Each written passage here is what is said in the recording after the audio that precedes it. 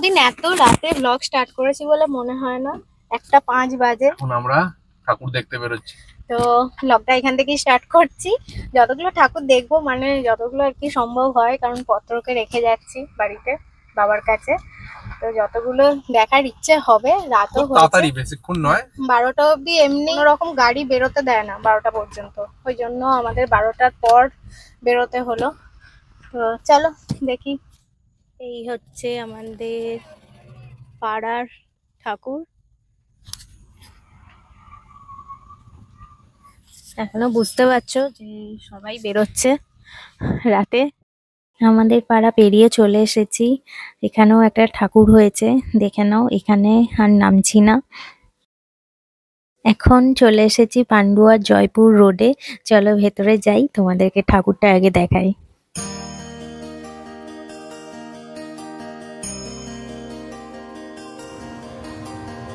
চলে এসেছি এখন আরেকটা প্যান্ডেলে। ছোটর মধ্যে কিন্তু বেশ ভালোই করেছে।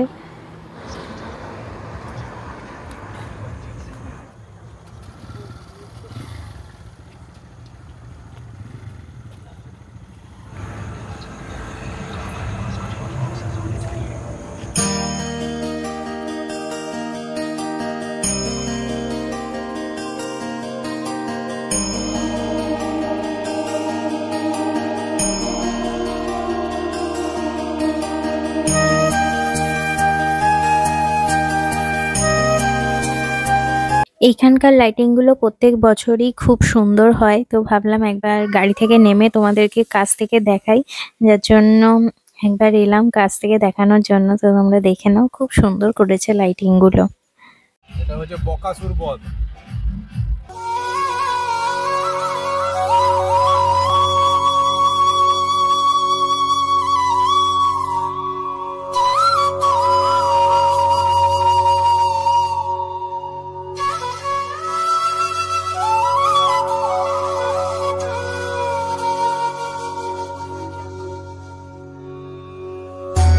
এইখানে মহাদেব করেছে। তো তোমরা যারা আমার ব্লগ দেখো তারা হয়তো দেখে থাকবে, আগের বছর যখন আন্দামানের পুজোর ব্লগ শেয়ার করেছিলাম, তো সেখানেও একটা জায়গাতে এরকম মহাদেব করেছিল। চলো এখন তোমাদেরকে ঠাকুর দর্শন করাই।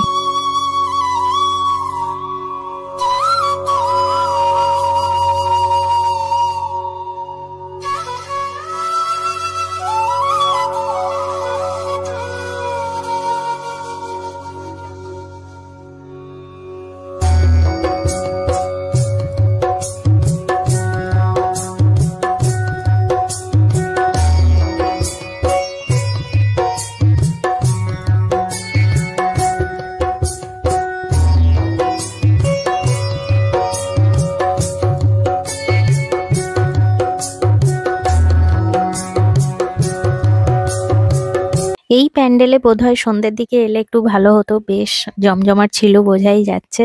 আর এখানে দেখো ভেতরে চলে এসেছি। এখানে কৃষ্ণকালীর রূপ করেছে, যেটা আমার খুব ভালো লেগেছে। তোমাদের এই প্যান্ডেলটা কেমন লাগলো আমাকে কিন্তু কমেন্টে জানিও। এখন আমরা যে প্যান্ডেলটায় এসেছি, এখানে যে ভাবনাটা তুলে ধরা হয়েছে, এক টুকরো রাজস্থান, আমার তো খুব ভালো লাগলো। তোমাদের কেমন লাগছে আমাকে জানিও কিন্তু।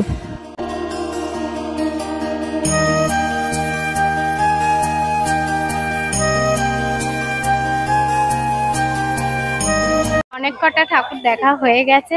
পান্ডুয়ার মোটামুটি যে কটা বড় পুজো হয় তার মধ্যে মধ্যমপাড়া ব্যবসায়ী সমিতি দেখে নিয়েছি, আর এখন বেনেপাড়ার প্যান্ডেল দেখছি।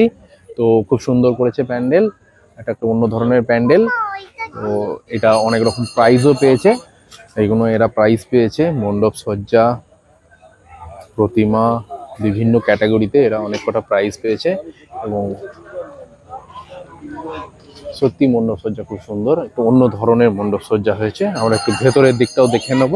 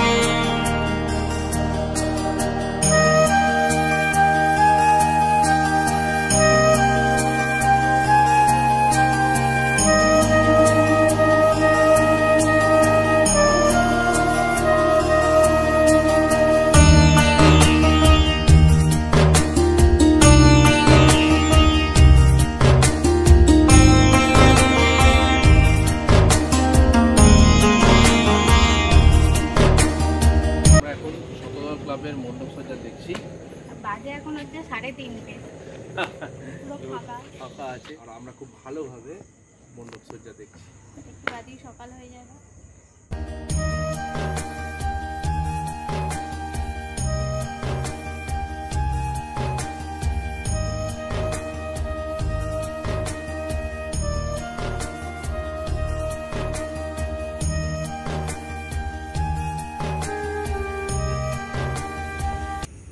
চারিদিক একদম শান্ত, আমরাই শুধু আছি এখানে। চলো ভেতরে যাই।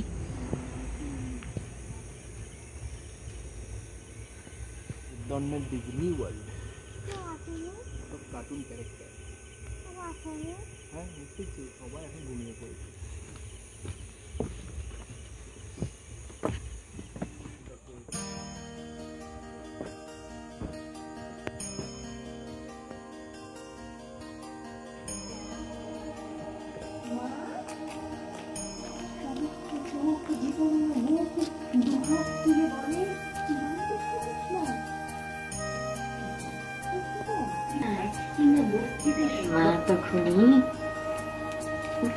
এইখানে যে ভাবনাটা তুলে ধরা হয়েছে, আশা করি তোমরাও এতক্ষণ বুঝতে পেরে গেছো মাকে নিয়ে।